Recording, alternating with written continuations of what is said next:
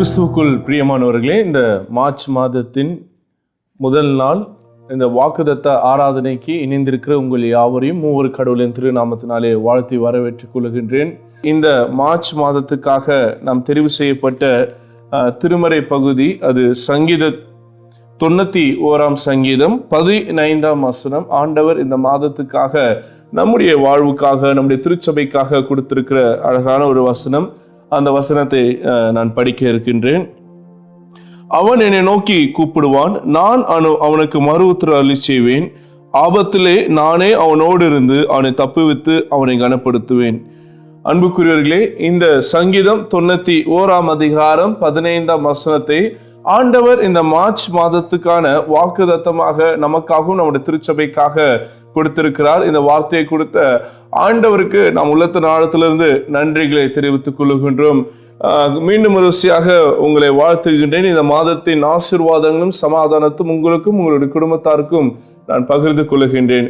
அன்புக்குரியவர்களே, இந்த மாதத்தை தொடங்குவதற்கு முன்பாக இந்த மாதம் நமக்கு ஒரு கலக்கமாகவே ஒரு பயத்தோடு இந்த மாதத்தை நாம் தொடங்கி இருக்கின்றோம்.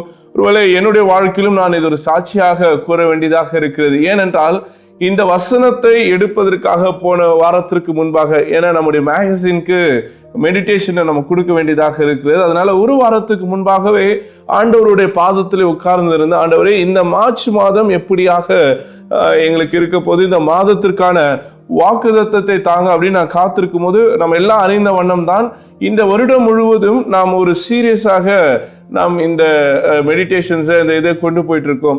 அதாவது அவருடைய செயல்பாடுகள் நம்முடைய வாழ்க்கையில் எப்படி இருக்கு, தேவனுடைய செயல்பாடுகள் அப்படின்றது தான் முதல் மாதத்திலே அவருடைய தொடக்கம் என்று நாம் பார்த்தோம்.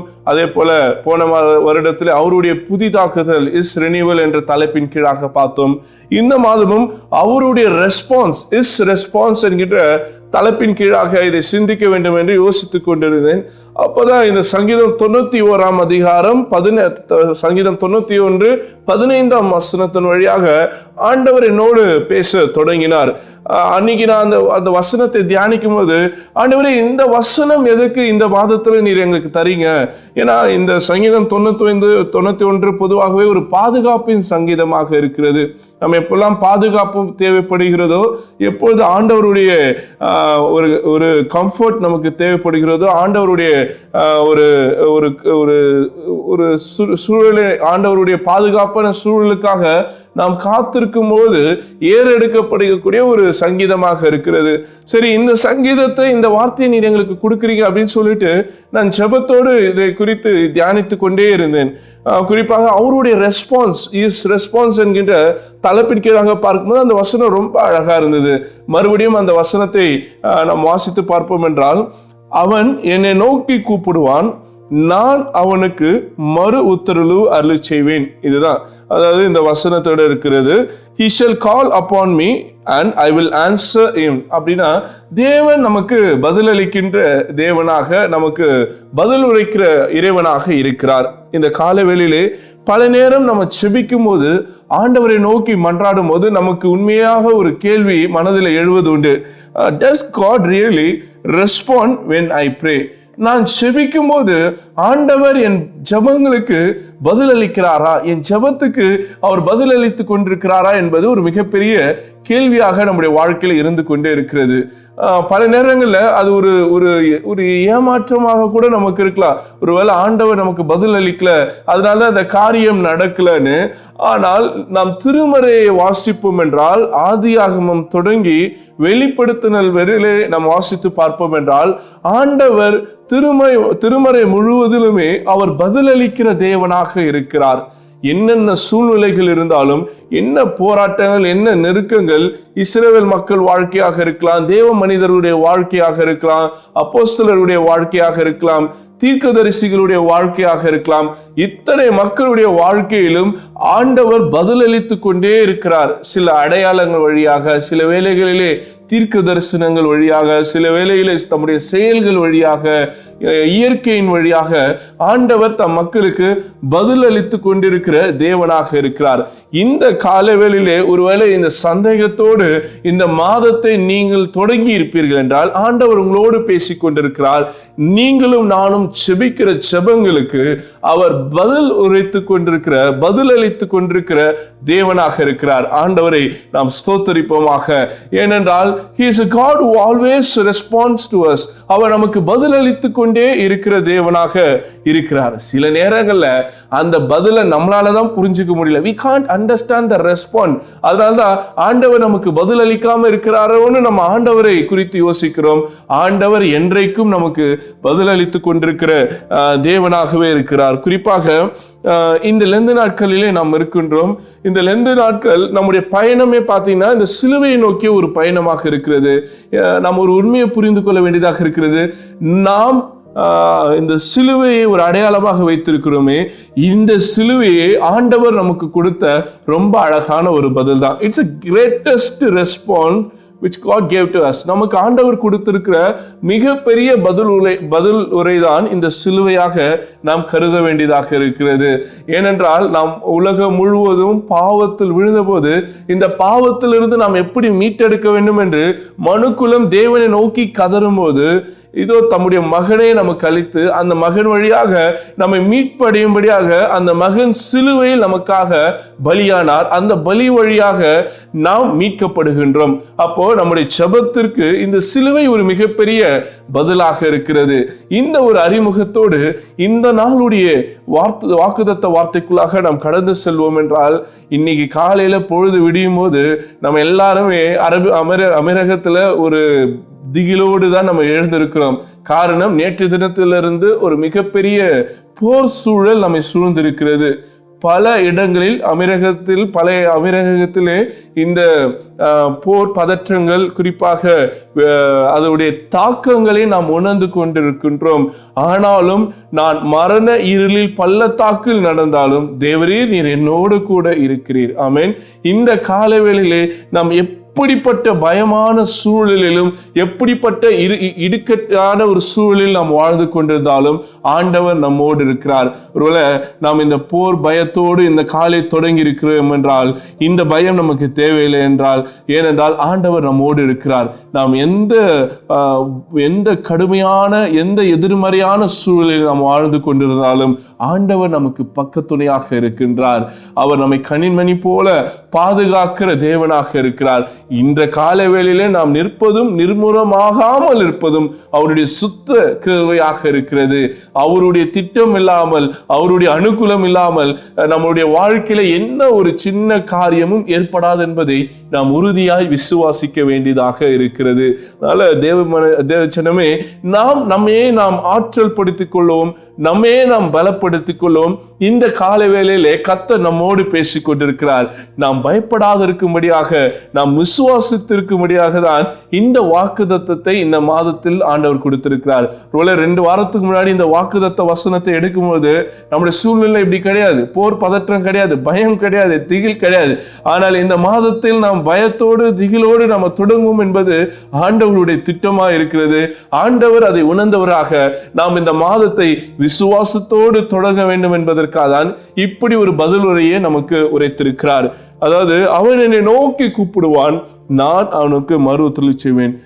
தேவச்சனமே, நம்முடைய வாழ்க்கையில இந்த கடுமையான சூழ்நிலைகள், எதிர்மறையான சூழ்நிலைகள், திகிலான நேரங்கள் கண்டிப்பா வரக்கூடும். ஏதோ ஒரு பதற்றமான சூழ்நிலை இருக்கலாம், ஏதோ ஒரு ஆபத்தா இருக்கலாம், ஒரு விபத்தாக இருக்கலாம். எப்படிப்பட்ட சூழ்நிலைகளிலும் நாம் இருக்கும்போது, நாம் ஆண்டவரை நோக்கி கூப்பிடும் போது, ஆண்டவரை நோக்கி நாம் செபிக்கும் போது, நீங்களும் நானும் ஆராதிக்கிற தேவன் அவர் நம்முடைய செபங்களுக்கு பதில் அளிக்கிற தேவனாக, நமக்கு அவர் உடனடியாக தன்னுடைய பதிலை அனுப்பி வைக்கிற தேவனாக இருக்கிறார். இந்த விசுவாசம் நமக்கு அடிப்படையாக தேவைப்படுகிறது. தொடர்ந்து திருமறையுடைய வரலாற்றிலே நாம் திருப்பிக் கொள்வோம் என்றால், understanding the God who response அப்படின்றது ரொம்ப முக்கியமானதாக இருக்கிறது. நம்முடைய தேவன் பதிலளிக்கிற தேவனாக இருக்கிறார். அந்த தெய்வத்தை நாம் புரிந்து கொள்வது மிக முக்கியமான ஒன்றாக இருக்கிறது. இஸ்ரவேலுடைய இஸ்ரவேல் மக்களுடைய வரலாற்றிலே யாத்திராகமம் பகுதிக்குள்ளாக நாம் திருப்பிக் கொள்வோம் என்றால், யாத்திராகமம் 3:7 இப்படியாக இருக்கிறது. கர்த்தர் எகிப்தில் இருக்கிற என் ஜனத்தின் உபத்திரவத்தை நான் பார்க்கவே பார்த்து ஆலோட்டிகள் நிமித்தம் அவர்கள் எடுக்கிற கூக்குரல்களை கேட்டேன். அவர்கள் படுகிற உபத்திரவத்தை வேதனைகளை அறிந்திருக்கிறேன் என்று சொல்லுகின்றார். இஸ்ரவேலுடைய வரலாறு நமக்கு தெரியும். ஆபிரகாம், ஈசாக்கு, யாக்கோபுக்கு பிறகு ஒரு பெரிய கூட்டமாக அவர்கள் எகிப்துக்கு பஞ்சம் பிழைக்க போகிறார்கள். யோசேப்பு வழியாக அவங்க ஒரு செட்டில்மெண்ட்குள்ளாக வராங்க. பல ஆண்டு காலம் இஸ்ரவேல் மக்கள் எகிப்தில் வாழ்ந்து கொண்டிருக்க சூழ்நிலை மாறி அதே இஸ்ரவேல் மக்கள் எகிப்தில் அடிமைகளாக மாற்றப்படக்கூடிய ஒரு சூழல் உருவாகுகிறது. யோசேப்பையும் அறியாத ஒரு பார்வோன் தோன்றுகிறதாக வேதம் நமக்கு கற்றுத்தருகிறது. இப்படிப்பட்ட கடுமையான சூழலில் இஸ்ரவேல் ஜனங்களுடைய வாழ்க்கை கொடுமையாக இருக்கிறது. ஒரு பக்கம் அடிமைதனத்தின் வாழ்வு, ஒரு பக்கம் உரிமைகள் மறுக்கப்படுகிறது, வாழ்வாதாரம் சிதைக்கப்படுகிறது. அகதிகளாய், அடிமைகளாய், உணவில்லாமல், உடுக்க உடை இல்லாமல் ஒரு கடினமான ஒரு வாழ்க்கையை, ஒரு போராட்டத்தின் வாழ்க்கையை இஸ்ரவேல் மக்கள் வாழ்ந்து நிற்கிறாங்க. அப்படி வாழ்ந்து கொண்டிருக்கிற சூழலில் அவங்க ஆண்டவரை நோக்கி கூப்பிடுறாங்க. ஆபிரகாமின் தேவனாகிய, இஸ்ரவேலின் தேவனாகிய கர்த்தரை நோக்கி அவர்கள் கூக்குரல் எடுக்கிறார்கள். ஆனால் அந்த கூக்குரல், அந்த குரலை ஆண்டவர் கேட்டாரான்னு கேட்டா இந்த 7ஆம் வசனம் அழகான பதில் அளிக்கிறது. ஆண்டவர் அவருடைய செபங்களுக்கு, அவருடைய கூக்குரலுக்கு பதில் அளிக்கிற தேவனாக இருக்கிறார். அந்த வசனம் எப்படியாவது சொல்லுகிறது, எகிப்தில் இருக்கிற என் ஜனங்கள், என் ஜனத்தின் உபத்திரவத்தை பார்க்கவே பார்த்தேன். இங்க 2 காரியம். எகிப்துல ஜனங்கள் இருக்கிறாங்க, ஆனா ஆண்டவர் சொல்றார் என் ஜனத்தின் உபத்திரவம். அப்படின்னா எகிப்திய மக்களும் இருக்கிறாங்க, அங்க இஸ்ராயல் மக்களும் இருக்கிறாங்க. ஆண்டவர் எகிப்திய மக்கள் அல்ல, இஸ்ராயல் மக்களை, இஸ்ரவேலர்களை என் மக்கள் அப்படின்னு சொல்றாரு. இன்னைக்கு கூட இந்த உலகத்துல யாரெல்லாம் பாடுகளை, யாரெல்லாம் உபத்திரவங்களை, யாரெல்லாம் கண்ணீரோடு போராட்டங்களை, ஒரு கொடுமையான வாழ்க்கையை சந்தித்து கொண்டிருக்கிறார்களோ, போராட்டமான வாழ்க்கையை சந்தித்து கொண்டிருக்கிறார்களோ, நெருக்கடிகள் மத்தியிலே வாழ்ந்து கொண்டிருக்கிறார்களோ, அவர்கள் எல்லாம் யாருடைய மக்கள் தெரியுமா? தேவனின் மக்களாக இருக்கிறார். அதான் ஆண்டவர் சொல்றாரு, என் ஜனத்தின் உபத்திரவத்தை நான் பார்க்கவே பார்க்கிறேன். இன்னைக்கு நீங்கள் நானும் படுகின்ற உபத்திரவங்கள், நம்முடைய வாழ்க்கையில் இருக்கிற பாடுகளை ஆண்டவர் பார்த்து கொண்டிருக்கிற தேவனாக இருக்கிறார். He watch over us. அவர் நம்மை பார்த்து கொண்டிருக்கிற, நம்மை கண்காணித்து கொண்டிருக்கிற தேவனாக இருக்கிறார். அதான் சொன்ன, நம்முடைய வாழ்க்கையில அவரை இல்லாமல் ஒரு அணுவும் அசையாது. அதுதான் ரொம்ப அழகான ஒரு ப்ராமிஸ். நம்மை அவர் பார்த்து கொண்டிருக்கிற தேவனாக இருக்கிறார். அடுத்ததாக, ஆலோட்டிகள் நிமித்தம் அவர்கள் இடிக்கிற கூக்குரல்களை கேட்டேன். அவர் பார்க்கிறது மட்டும் இல்ல, நம்மளுடைய குரலை அவர் கேட்கிற தேவனாக இருக்கிறார். He hears us. அவர் நம்முடைய குரலை, நம்முடைய சத்தத்தை, நம்முடைய அழுகையை, நம்முடைய கண்ணீரை, நம்முடைய செபத்தை அவர் கேட்கின்ற தேவனாக இருக்கிறார். இனி கூட நம்ம புலம்பலாம், யார் என் குரலை கேட்க போறா, யார் என் அழுகையை கேட்க போறா, யார் என்னுடைய கண்ணீரை கேட்க போறாங்க, யார் என்னுடைய செபத்தை கேட்க போறாங்க, யார் நான் சொல்றதெல்லாம் கேட்பாங்க அப்படின்னு நீங்க ஒரு சோர்ந்து போய் நீங்கள் இந்த குரல்களை எழுப்பி கொண்டிருப்பீர்கள் என்றால், ஆண்டவர் இந்த காலை வேளையில சொல்றார், நீ கூப்பிட்ட கூக்குரல்களை நான் கேட்டுக்கொண்டே இருக்கிறேன். உன்னுடைய சத்தத்தை நான் கேட்டுட்டே இருக்கிறேன். உன்னுடைய அழுகையை நான் கேட்டுட்டே இருக்கிறேன். உன்னுடைய கண்ணீரை நான் கேட்டுட்டே இருக்கிறேன். பல நேரங்களில் நம்முடைய வாழ்க்கையில நம்ம அழுகிறத, நம்ம கஷ்டப்படுகிறத, நம்ம உணர்கிறத யாரும் பார்த்துடக்கூடாதுன்றதுக்காக நாம் அந்த தனிமையிலே கதறுகின்ற அந்த கதறுகள் யாரு கேட்கிறாங்களோ இல்லையோ, ஆண்டவர் கேட்கிற தேவனாக இருக்கிறார். ஒருவேளை யாரும் பார்க்கல அப்படின்னு சொல்லி கிச்சன்ல நம்ம கண்ணீர் விட்டு அழுதுருக்கலாம், நம்முடைய பெட்ரூம்ல அழுதுருக்கலாம், இல்லை நம்முடைய வீட்டில் இருக்கக்கூடிய ரெஸ்ட் ரூம்ல நம்ம அழுதுருக்கலாம்.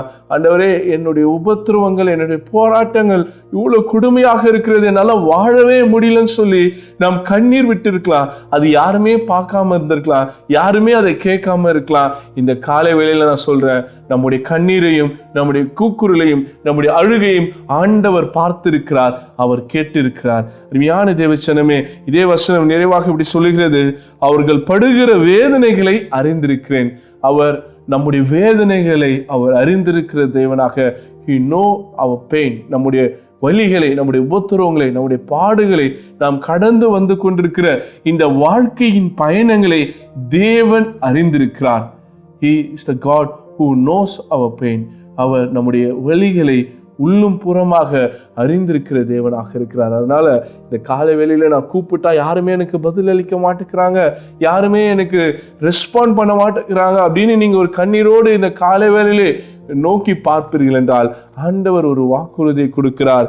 அவன் என்னை நோக்கி கூப்பிடுவான், நான் அவனுக்கு மறு உத்தரவு அருளி செய்வேன். நமக்கு அவர் பதில் அளிக்கிறவராக, மறு உத்தரவு அருளி செய்கிற தேவனாக, நம்மை பார்க்கிறவராகவே பார்க்கிறார், நம்மை கேட்கிறவராக கேட்கிறார், நம்மை அறிந்திருக்கிறவராகவே அறிந்திருக்கிறார் என்பதை நாம் புரிந்து கொள்ள வேண்டியதாக இருக்கிறது. அதே சங்கீதம் 91:15 வருவோம் என்றால், ஆபத்திலே நான் அவனோடு இருந்து அவனை தப்புவித்து அவனை கனப்படுத்துவேன். ஆபத்திலே நானே அவனோடு இருந்து. இன்னைக்கு நம் பல வேளைகளை யோசிக்கலாம், இந்த மாதிரி ஒரு கடினமான போராட்டங்கள் சூழல்கள் நம்முடைய வாழ்க்கையில் இருக்கும்போது, ஆண்டவரே என்னை ஏன் தனியாக விட்டுட்டீங்க, ஏன் இந்த தனிமை, எனக்கு உதவி செய்வதற்கு யாருமே இல்லையா அப்படின்னு நாம் கண்ணீர் விட்ட நாட்கள் உண்டு. நம்ம மறந்துட்டோம், நாம் தனிமையாக இருக்கும்போது உண்மையாகவே நம்ம தனிமையா இல்லை, தேவன் நம்மோடு இருக்கிறார். நீங்களும் நானும் ஆராதிக்கிற தேவன் நம்மை தனித்து விடுகிற தேவன் அல்ல, நம்மை கைவிட்டு விடுகிற தேவன் அல்ல. நாம் என்ன சூழ்நிலைகள் இருந்தாலும் அந்த சூழ்நிலைகள் மத்தியிலே நம்மோடு பயணிக்கிற, நம்மோடு வாழுகிற ஒரு தேவனா இருக்கிறார். அதனாலதான் சொல்றாரு, ஆபத்திலே நான் அவனோடு இருந்து அப்படின்றாரு. He is with us in all our troubles. நம்முடைய கடினமான சூழ்நிலைகள், நம்முடைய போராட்டங்கள் மத்தியிலே ஆண்டவர் நம்மோடு இருக்கிறார். Is the God who travel with us. Israel மக்கள் எகிப்திலிருந்து கானானுக்கு பயணப்படுறாங்களே, இத்தனை வருஷமும் அவர்கள் தனியாக பயணம் செய்யல, அவர்களோடு நம்முடைய தேவன் உடன் பயணிக்கிறார். அதனால சொல்றாரு, பகலிலே மேகஸ்தமமாயும் இரவிலே அக்னிஸ்தமமாய் நான் உன்னோடு இருக்கிறேன், சமூகம் உனக்கு முன்பாக போகும் சொல்றது எல்லாமே ஆண்டவர்களோடு இருக்காங்க. எப்போ அந்த மேகம் எழும்புதோ அப்போதான் அவங்க பயணப்படுகிறாங்க. அப்படின்னா அந்த மேகம் ஆண்டவருடைய அந்த பிரசன்ஸ், இன்னைக்கும் ஆண்டவருடைய அந்த பிரசன்ஸ், அந்த மேகம் நம் மீது இருக்கிறது. நாம் எங்க போனாலும் வந்தாலும் எந்த சூழ்நிலைகள் இருந்தாலும் ஆண்டவர் நம்மோடு இருக்கிற தேவனாக இருக்கிறார். அதனால்தான் அவர் நம்மோடு வாழுகிற, நம்மோடு உறவாடுகிற, நம்மோடு பயணிக்கிற தேவனாக இருக்கிறார். இந்த காலை வேளையில என் கூட யாருமே இல்லை, நான் தனித்திருக்கிறேன், நான் தனிமைப்படுத்தப்பட்டிருக்கிறேன்னு நீங்க சொல்லுவீர்கள் என்றால், நீங்களும் நானும் இந்த உலகத்துல தனியாக இல்லை, தேவன் நம்மோடு இருக்கிறார். சிறுமைப்படுகிறவர்களோடு தேவன் கூடவே இருக்கிற தேவனாக இருக்கிறார். உபத்திரவப்படுகிறவர்களோடு இருக்கிற தேவனாக இருக்கிறார். நாம் எங்கே போனாலும் அவர் அங்கே இருக்கிறார். நான் பாதாளத்தில் படுக்கை போட்டாலும் நீர் அங்கேயும் இருக்கிறேன் என்கிற வார்த்தையின்படியே நாம் எங்கே சென்றாலும் தேவன் நம்மோடு இருந்து நம்மை வழி நடத்துகிற தேவனாக இருக்கிறார். அதனால்தான் அவருக்கு அழகான பேர் இம்மானுவேல், தேவன் நம்மோடு. நாம் எங்கெல்லாம் இருக்கிறோமோ, நாம் எங்கெல்லாம் பயணிக்கிறோமோ, நாம் எங்கெல்லாம் வாழ்கின்றோமோ, ஆண்டவர் நம்மோடு இருந்து நம்மோடு பயணிக்கிறவராக இருக்கிறார். நான் நிறைவு செய்ய ஆசைப்படுகின்றேன். வேதத்திலிருந்து ஒரு சம்பவத்தை நான் வெளிக்கொண்டு வந்து இந்த பகுதியை நான் முடிக்க ஆசைப்படுகின்றேன். உங்களுடைய திருமறையை 2 ராஜாக்கள் பகுதிக்கு நேராக திருப்பிக் கொள்ளுங்கள். 2 ராஜாக்கள் 6ஆம் அதிகாரத்தில் ஒருவேளை நீங்கள் இந்த நாளில் தியானத்திற்காக வாசித்து பார்ப்பீங்கள் என்றால் ரொம்ப அழகான ஒரு சம்பவம் நடைபெறுகிறது. அதை நான் சுருக்கமாக உங்களிடத்திலே பகிர்ந்து கொள்ளுகின்றேன். 6ஆம் ராஜா இஸ்ரேல் மக்கள் மீது படையெடுத்து வருகிறார்கள். எலிசா தன் வேலையாளோடு இருக்கிறார். இஸ்ரவேல் ராஜாவுக்கு தைரியம் சொல்றாரு, நீங்க போங்க, கர்த்தர் நம்மோடு இருக்கிறார் அப்படின்னு சொல்லி அனுப்புறாரு. அங்கே 2 ராஜாக்கள் 6ஆம் அதிகாரம் 13ஆம் வசனத்தை நாம் வாசிப்போம் இருந்தால், அப்போது அவன், நான் மனுஷரை அனுப்பி அவனை பிடிக்கும்படி நீங்கள் போய் அவன் எங்கே இருக்கிறான் என்று பாருங்கள் என்றான். அவன் தோத்தானில் இருக்கிறான் என்று அவனுக்கு அறிவிக்கப்படுகிறது. அதாவது எலிசாவை பிடிப்பதற்காக ஒரு கூட்டத்தை ராஜா அனுப்புகிறாரு. அப்போ எலிசா தோத்தானில் இருக்கிறார் என்கின்றதை கேள்விப்பட்ட பிறகு அவர் ஒரு மிகப்பெரிய ஒரு இராணுவத்தை அந்த தீர்க்கதரிசிக்கு எதிராக அனுப்புகிறதை நாம் பார்க்கின்றோம். 14ஆம் வசனத்தை நாம் வாசித்து பார்ப்போம் என்றால், அப்பொழுது அவன் அங்கே குதிரைகளையும் ரதங்களையும் பலத்த இராணுவத்தையும் அனுப்பினான். அவர்கள் ராக்காலத்திலே வந்து பட்டணத்தை வளைந்து கொண்டார்கள். இத தீர்க்கதரிசியும் அவருடைய வேலையாலும் அதாவது வந்திருக்கின்ற அந்த தோத்தானை சுற்றிலும் அந்த பட்டணத்தை சுற்றிலும் ஒரு மிகப்பெரிய இராணுவத்தை அந்த அரசன் அனுப்பி அவர்களை பிடிப்பதற்காக வகையை தேடி கொண்டிருக்கிறார். ஆனால் 15ஆம் வசனத்தை நாம் வாசித்து பார்ப்போம் என்றால், அந்த ஊழியக்காரன், தேவனுடைய மனுஷரின் வேலைக்காரன் அதிகாலமே எழுந்து வெளியே புறப்படுகையில் இதோ இராணுவமும் குதிரைகளும் ரதங்களும் பட்டணத்தை சுற்றி கொண்டிருக்கிறதை கண்டான். அப்பொழுது வேலைக்காரன் அவனை நோக்கி, ஐயோ, என் ஆண்டவரே என்ன செய்வோம் என்றார். அவரை சுற்றிலும் ஒரு மிகப்பெரிய பலம் இருக்கிறது, ஒரு மிகப்பெரிய கூட்டம் இருக்கு.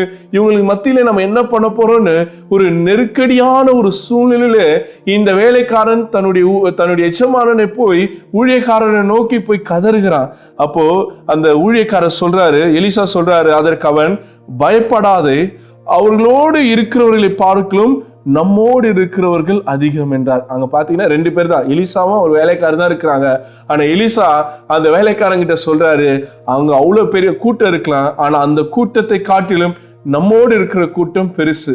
உடனே இந்த எலிசாவுடைய வேலைக்காரன் நினைச்சு சிரிச்சிருக்கலாம், இன்னும் நம்ம ஊழியக்காரருக்கு தீர்க்கதரிசிக்கு பைத்தியம் பிடிச்சிச்சா, இவ்வளவு பேர் இருக்கிறான்றாங்க, நீங்க நானும் தான் இருக்கிறோம் அப்படின்னு அவர் யோசித்திருக்கலாம். அப்போ எலிசா என்ன சொல்றாரு பாருங்க, 17ஆம் வசனத்துல, அப்பொழுது எலிசா விண்ணப்பம் பண்ணி, கர்த்தாவே, இவன் பார்க்கும்படி இவன் கண்களை திறந்தருளும் என்றார். உடனே கர்த்தர் அந்த வேலைக்காரன் கண்களை திறந்தார். இதோ எலிசாவை சுற்றிலும் அக்னிமயமான குதிரைகளாலும் ரதங்களாலும் அந்த மலை நிறைந்திருக்கிறதை அவன் கண்டான். இன்னைக்கு கூட நம்மை சுற்றிலும் யாருமே இல்லை, நாம் தனித்து இருக்கிறோம், நாம் தனித்திடப்பட்டிருக்கிறோம் நீங்க யோசிப்பீங்க என்றால், ஆண்டவரிடத்துல இந்த ஜெபத்தை பண்ணுங்க, ஆண்டவரே என் கண்களை திறந்தருளுங்க அப்படின்ட்டு. அப்பதான் நம்ம சுற்றிலும் தேவன் எவ்வளவு பெரிய பாதுகாப்பை ஆண்டவர் கொடுத்திருக்கிறார் என்பதை நாம் உணர்ந்து கொள்ள முடியும். அதே சங்கீதத்துல பாத்தீங்கன்னா 91ஆம் சங்கீதத்துல 12ஆம் வசனம், உன் பாதம் கல்லில் இடராதபடிக்கு அவர்கள் உன்னை தங்கள் கைகளில் ஏந்தி கொண்டு போவார்கள்.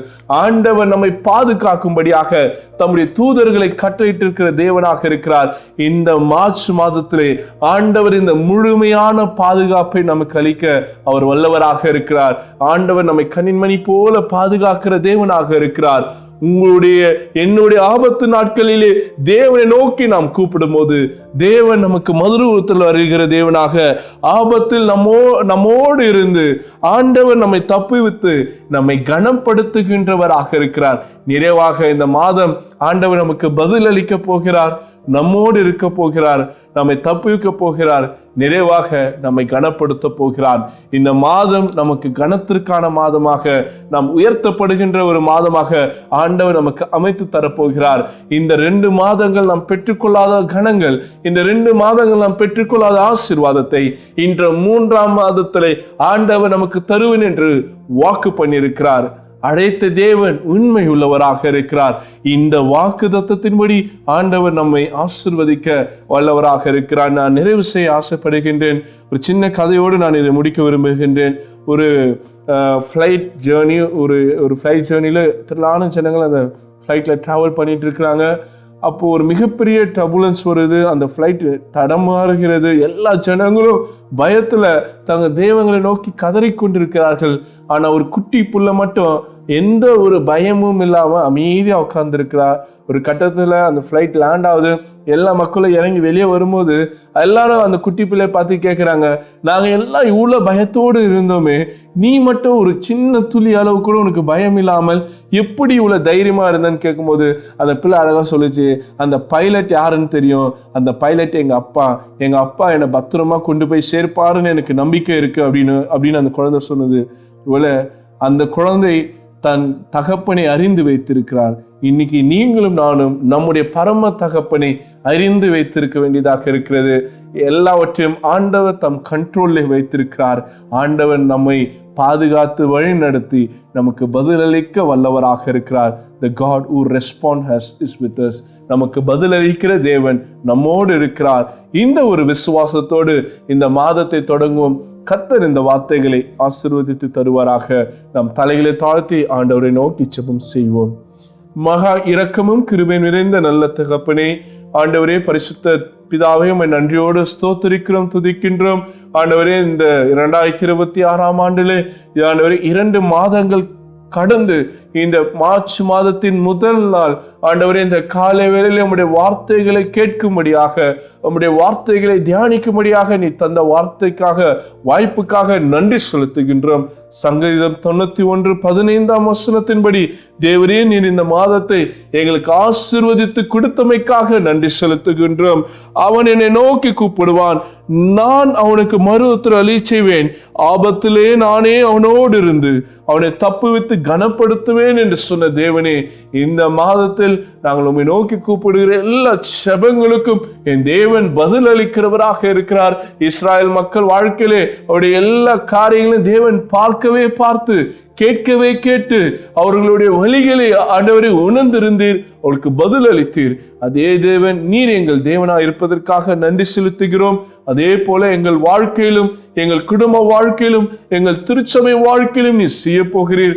அதற்காக உமக்கு நன்றி செலுத்துகின்றோம். இந்த காலை வேளையிலே ஆண்டவரே, இந்த ஆன்லைன் வர்ஷிப் வழியாக கலந்திருக்கிற ஒவ்வொருவருக்காக நன்றி செலுத்துகிறோம். ஒவ்வொருவரையும் கர்த்தர் பேர் விதமாக ஆசீர்வதிப்பீராக. ஒவ்வொருவரும் இந்த வாக்குத்தத்தத்தை சுதந்திரித்துக் கொள்ள கிருபை தருவீராக. சங்கீதம் 91:15 படி இந்த மாதம் முழுவதும் இவர்களை ஆசீர்வதிக்குமாறு ஜெபிக்கின்றோம். சுவாமி ஆண்டவரே, இந்த மாதத்தை உம்முடைய பாதத்திலே நாங்கள் தொடங்கி இருக்கிறோம். நீர் எங்களை ஆசீர்வதித்து வழி நடத்துங்க. எல்லா ஆசீர்வாதங்களாலும், எல்லா பெருக்கத்தினாலும், எல்லா பாதுகாப்பினாலும், திவ்ய கரத்தினாலும் எங்களை வழி நடத்துமாறு ஜெபிக்கின்றோம். ஆண்டவரே, எங்களை தரை மட்டும் தாழ்த்தி உம் கரங்களை தாழ்த்தி ஒப்பு கொடுக்கிறோம். இயேசுவின் நாமத்தில் ஜெபிக்கிறோம் எங்க நல்ல தந்தையே, ஆமேன். நம் யாவரும் இணைந்து நமது ஆண்டவர் கற்றுத்தந்த குடும்ப ஜெபத்தை ஏறெடுப்போம். பரமல்ல இருக்கின்ற எங்கள் பிதாவே, இந்த நாமம் பரிசுத்தப்படுவதாக, உம்முடைய ராஜ்யம் வருவதாக, விசுத்தம் பரமடத்தில் செய்யப்படுவது போல பூமி செய்யப்படுவதாக. அன்றன்றுள்ள ஆகாரத்தை எங்களுக்கு தாரும். விதமாய் குற்றம் செய்து நாங்கள் மன்னிக்கிறது போல என் குற்றங்களை எங்களுக்கு மன்னித்தரலும். சோதனைக்கு பிரவேசிக்கப்படாமல் தீமையை எங்களை ரட்சித்துக் கொள்ளும். ராஜ்யம், வல்லமை, மகிமையும் என்றென்றும் உம்முடையவைகளே, ஆமென். நம் இறையாசை பெற்றுக்கொள்வோம். நம்முடைய ஆண்டவராகிய இயேசு கிறிஸ்துவின் கிருபையும், தாயும் தந்தையுமான கடவுளுடைய அன்பும், வழிநடத்தும் தூய ஆவியான கூட்டுறவும் நம் ஒவ்வொருவரும், நம்முடைய திருச்சபையோடும், இந்த மார்ச் மாதத்தின் ஆசீர்வாதங்களோடும் ஆண்டு மட்டும் நீடித்து நிலைத்திருப்பதாக. ஆமென்.